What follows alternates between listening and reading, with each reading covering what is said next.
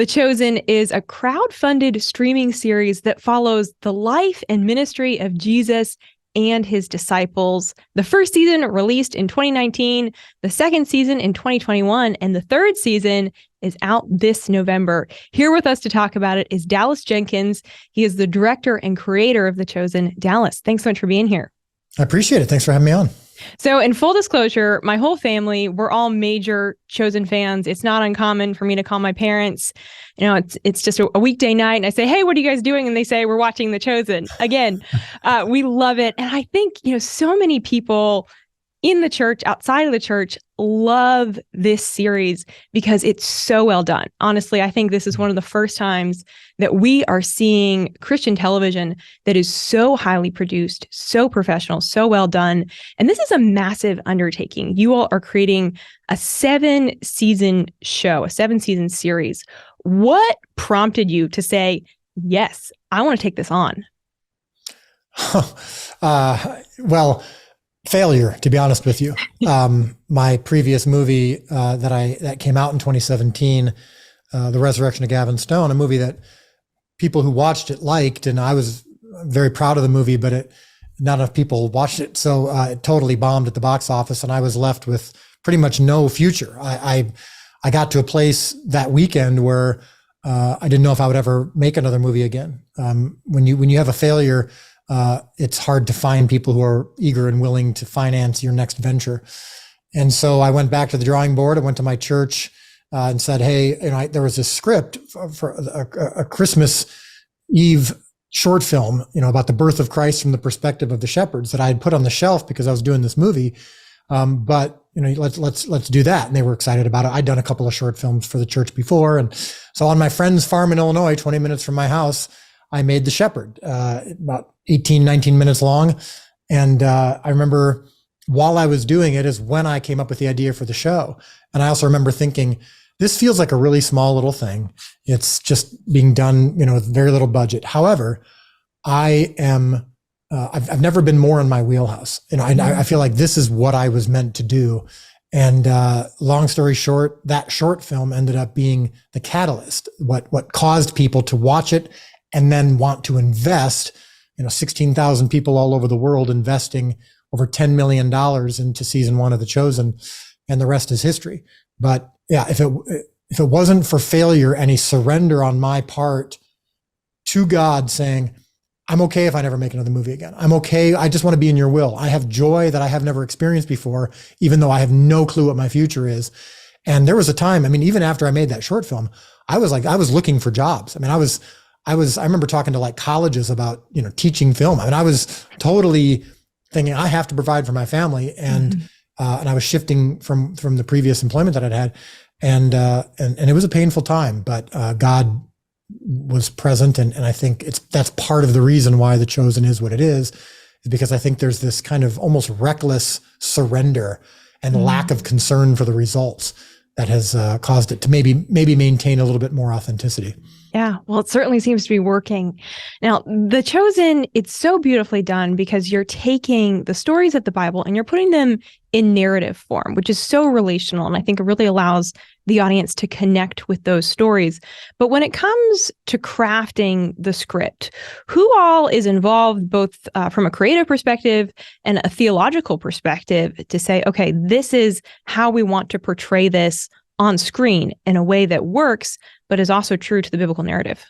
Yeah, so I have 2 co-writers, Ryan Swanson and Tyler Thompson, and the 3 of us are a true partnership. It's like a 33, where we each contribute equally. And we start with the Bible. Obviously, that's the primary source of truth and inspiration for the stories, because that's where we're headed in the story. We know where the story is going over the course of Jesus's ministry.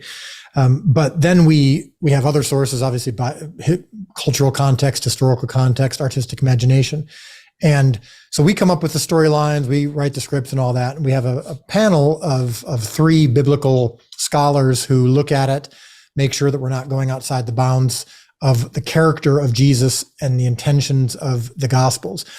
And also we like to know from Catholic perspective, Messianic Jewish perspective, and I'm an evangelical, so we have an evangelical scholar. what are the things, what are the landmines that we don't want to step on unintentionally? Now, there have been plenty of things that I have done that have offended people from all different faith denominations. And I'm okay with that as long as we believe that we're following where God wants us. But I just want to know in advance what those may be and if they matter. If there's something that doesn't matter, then why do something innocuous or unrelated to the story that is going to offend people? But for the most part, we're just trying to make sure that we stay within a few general guidelines that so that we're not violating these intentions of Jesus in the Gospels.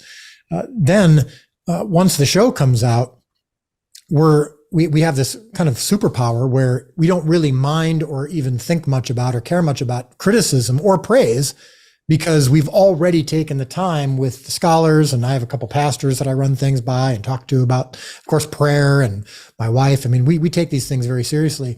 But by the time the show comes out, we've thought through these things, prayed through these things, considered the strengths and weaknesses, so that now we can just let the show speak for itself and not try to seek more praise or avoid more criticism. Yeah.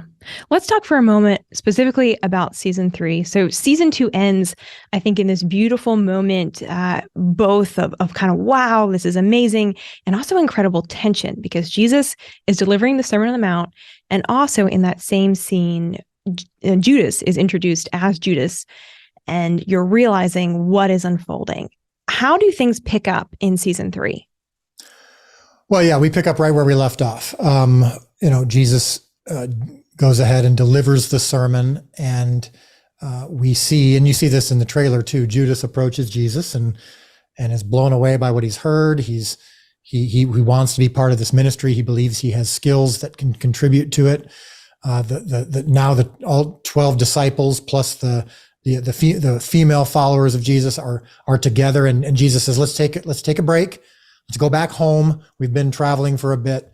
And now we have to deal with the outcome and the consequences of this sermon. The profile of Jesus has risen significantly. And not only that, which has gotten the attention more of Rome, it's gotten the attention of the Pharisees and all the way to Jerusalem. The attention is building, but then you've also got the inward tension. So Jesus now assembles the 12 disciples, officially labels them his 12 apostles. They're now his messengers. And they're thinking, wow, this is great. It's scary, but it's great. Why are bad things still happening? Why are we still being oppressed by Rome? Why is, in the case of Simon, why is my marriage still struggling? Little James, who's handicapped, why am I still handicapped? Especially when you've called us out 2 by 2 to go heal and cast out demons. You're asking me to heal others, and you haven't healed me yet. What's the deal there? We really did dive into these really difficult questions. And so season 3 is kind of this, transition moment of the disciples going, yay, we're officially Jesus's apostles. Why aren't things awesome? Yeah. They have to wrestle with that. And I think the viewer does too. Yeah, that's a huge question. Are there any scenes in season 3 that were either particularly challenging to film, or that you feel a certain sense of just deep connection over, that you're really proud of how they turned out?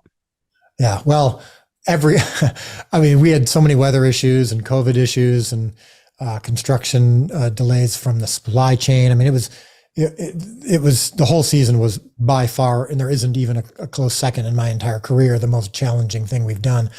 There were some scenes that some of which you can even see in the trailer, glimpses of the scene of the bleeding woman who pursued Jesus to be healed, just to touch the hem of his garment. But obviously the feeding of the 5,000 was a monster. I mean, that took the circumstances around it. The actual feeding itself took, a week and a half, 2 weeks to film. We had thousands of extras come in for 3 days. The heat was absolutely jaw dropping. I mean, there were literal, on the days we were filming, people who had to get medical attention. Mm-hmm. The size of it, the scope of it, the weather of it, the emotional toll of it.